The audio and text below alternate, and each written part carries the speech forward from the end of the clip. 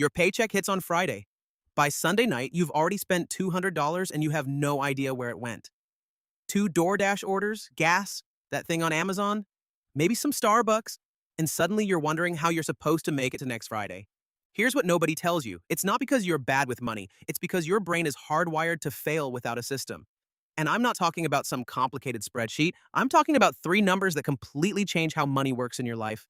You know the 50-30-20 rule? 50% for needs, 30 for wants, 20 for savings? Sounds great on paper.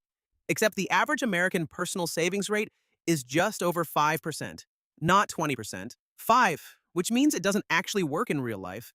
The real formula that wealthy people use looks different. 15% for your future, 65 for everything you need to survive, 20 for actually enjoying your life. And these numbers are designed around one truth that financial experts hate admitting. You will not stick to a budget that makes you miserable.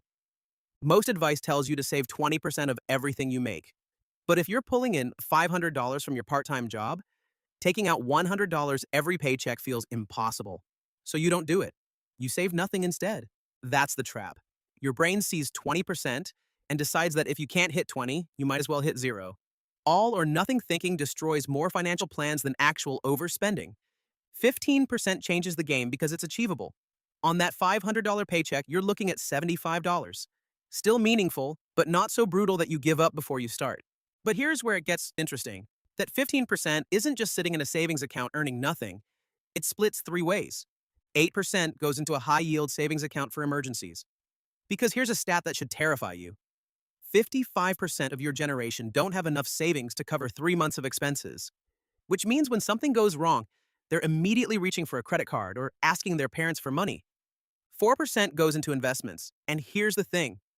64% of Gen Z have tried buy now, pay later services, and over 40% have made a late payment on them.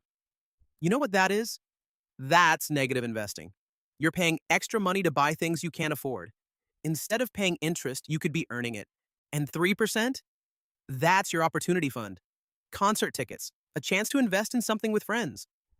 The difference is, this money exists because you planned for it, not because you went into debt. Your 15% is building 3 different types of freedom simultaneously.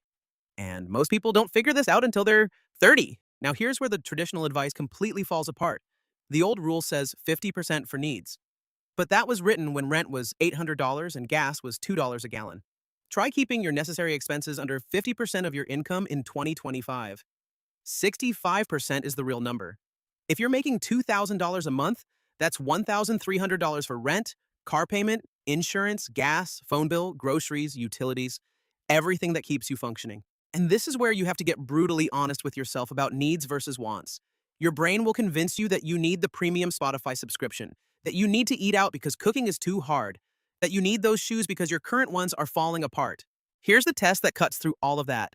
If you lost your income tomorrow, what would you actually pay for? That's a need. Everything else goes in the 20% pile. Gen Z cut overall spending by 13% between January and April 2025. Not because everyone suddenly decided to be more responsible, but because they had to. The people who already had their 65% dialed in, they barely noticed. The people spending 85% on needs that were actually wants, they panicked. This is where the whole system either works or falls apart. Because if you're living on 80% of your income and saving the other 20%, yeah, you're building wealth. You're also going to burn out in 3 months and blow everything you saved on one massive spending spree because you felt deprived. 20% is your guilt-free spending. $400 from that $2,000 paycheck? Yours. DoorDash, new games, concerts, weekend trips with friends, whatever. The hard boundary is when it's gone until next check. When you know you have dedicated fund money, you stop feeling guilty about spending it. And when you stop feeling guilty, you stop the cycle where you're good for 2 weeks, then blow $300 in one night because you couldn't take the restriction anymore. That 20% makes the other 80% possible. It's like a pressure release valve that keeps the whole system from exploding. But here's the twist. That 20% isn't just random spending. It's an investment in experiences that actually matter. A $40 dinner with friends you'll remember for years beats 4 $10 impulse purchases you'll forget by next week. The 15-65-20 split works because it matches how your brain actually operates. You need security, you need survival, and you need joy. Cut out any of those 3 and the system collapses. And here's what makes this powerful. You're learning this at 17 or 18 instead of 25. That's 7 extra years of compound growth. 7 years where your money is making more money while you're just living your life. Most people don't get serious about money until they're buried in debt and facing down 30. You're getting the cheat code early. So here's what you do this week: open two separate accounts, one for your 15%, one for your 20%. Your regular checking becomes your 65%. This physical separation makes it nearly impossible to accidentally raid the wrong pile.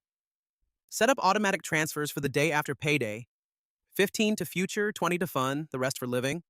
The automation removes the decision. And track your spending for 7 days. Just 7. Don't judge it, just write down every dollar. You'll probably discover your actual spending is closer to 85% on needs, which means you've got some cuts to make. But you can't fix what you can't see. The 15-65-20 rule isn't just about splitting your paycheck. It's about buying yourself options in a world designed to keep you broke and dependent. Start now, and by the time you're actually trying to build a real life, you'll already have the foundation most people spend their 30s desperately trying to create.